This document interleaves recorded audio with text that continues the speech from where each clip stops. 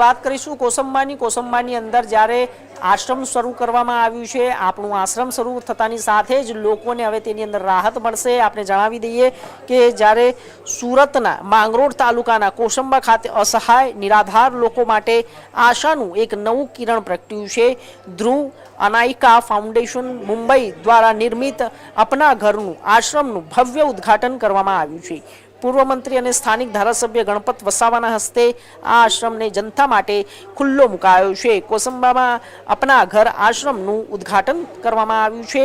નિરાધાર લોકો માટે જ્યારે આશાનું એક નવું કિરણ સામે આવ્યું છે। ગણપત વસાવાના હસ્તે આશ્રમ ખુલ્લો મુકાયો છે।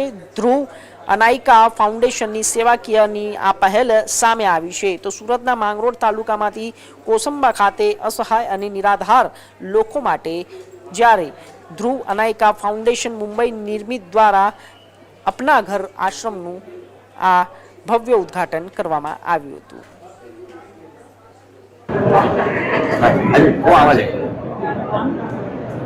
ये एक छोटा सा संकल्प है जो भरतपुर में एक बहुत बड़ा इसका प्रकल्प है, जो एक बहुत बड़ा भारद्वाज जी चलाते हैं अपना घर।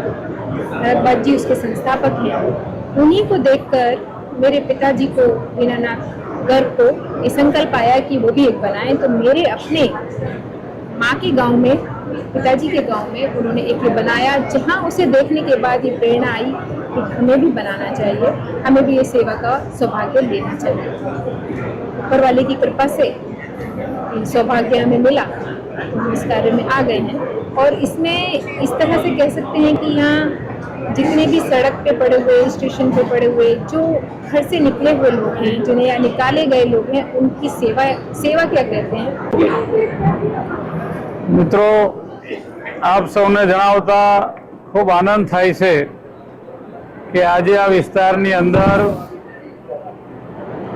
मंदिरों करता पण महत्वનું काम એટલે अपना घरનો શરૂઆત એ અમારા દિનેશભાઈ ગુપ્તા પરિવારજીના તરફથી શરૂ થવા જઈ રહ્યું છે અને સમગ્ર ભારત વર્ષમાં જેઓના માધ્યમથી આવા સેવાકીય કાર્યો થાય છે કે જેમને પરિવાર તરફથી કોઈ સહયોગ મળતો નથી, અનેક બીમારીઓથી પીડાતા હોય છે अथवा हाईवे पर रखड़ता होय छे, रेलवे स्टेशनों पर फरता होय छे, बस स्टेशनों पर फरता होय छे, एवा बधा जे दुखी लोको छे एमना माटे 300 जननी केपेसिटी वाळू अपना घर गुजरात राज्यनी अंदर आज